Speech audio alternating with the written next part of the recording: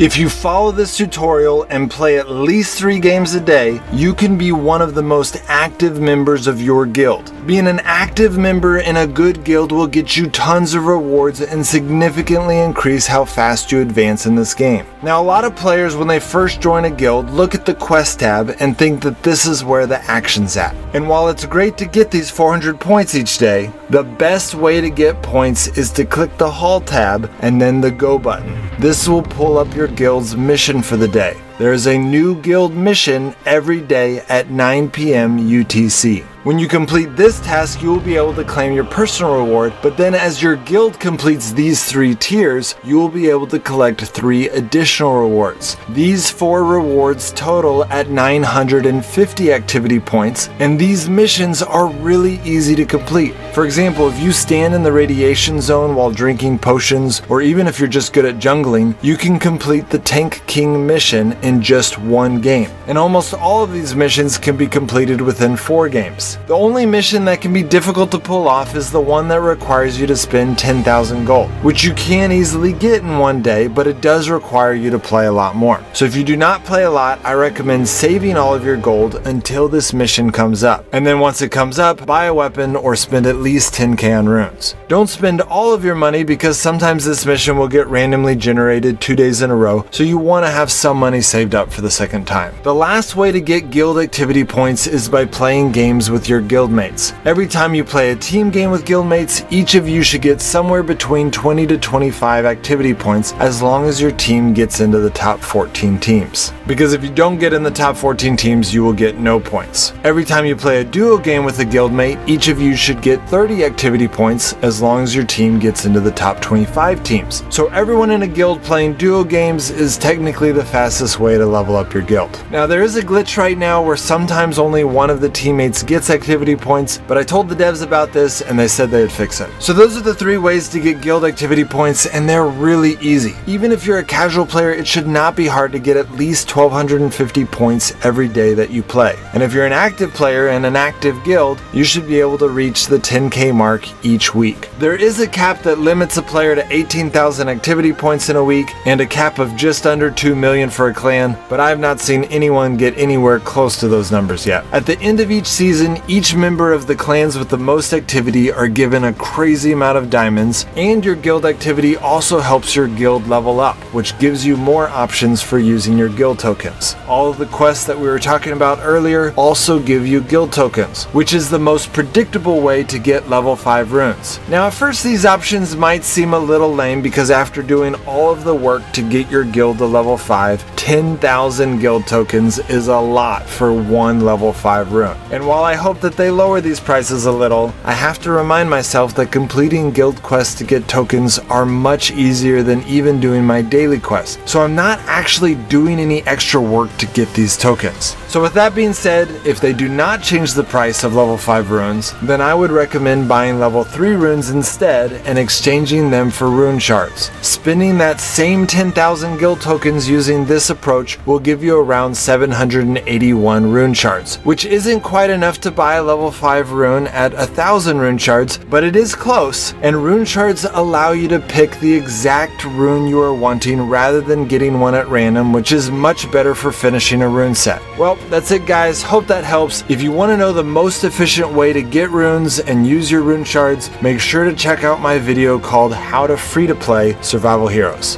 Alright guys, I'll see you next time.